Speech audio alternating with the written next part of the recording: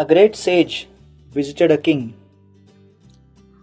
and the king said, I see that you are a great sage. I want to gift you something. The sage said, I will only accept gift on one condition. The king said, what is your condition? The sage said, here is my bowl. This is a very mystic bowl.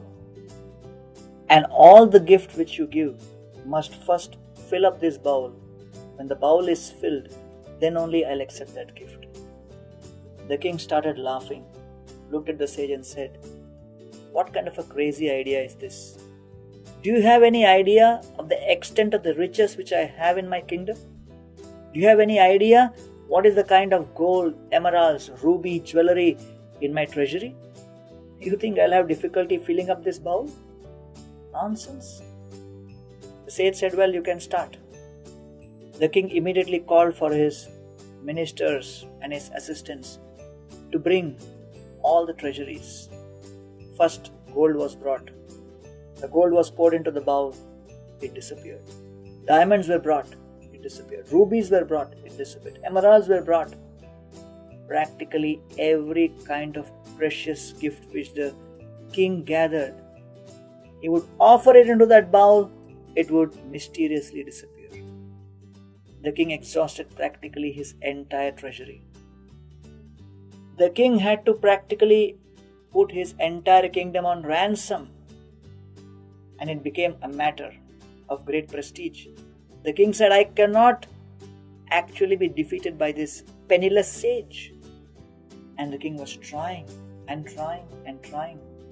But everything which was brought would disappear into that bowl, and the king was bewildered. Finally, the king gave up.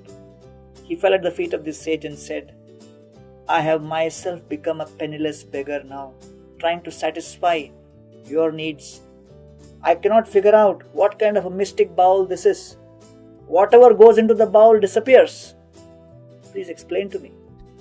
The sage said, my dear king, this is a very mystic bowl which has been created out of a person's false ego. The nature of the ego is any amount of gifts, assets, benefits, victories, successes, whatever goes into it, it can never be satiated. It is ever hungry. It keeps growling for more and more and more.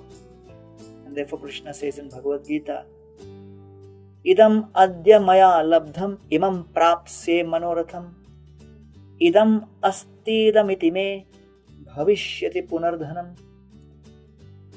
The demoniac mentality is, each person thinks that now I have acquired so much, tomorrow I will acquire this much, and in this way I will go on ever expanding my influence.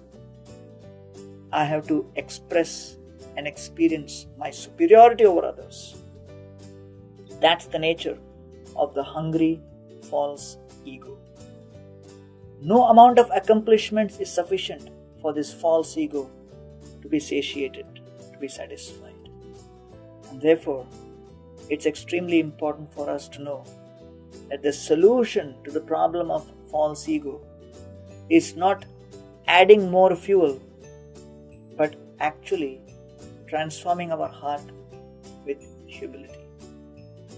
The word humility comes from the Latin word humus, which means soil. This humility is the fertile soil in which the seed of devotion can actually grow. Let us try to overcome the influence of our false ego and replace it with genuine service attitude born out of genuine humility.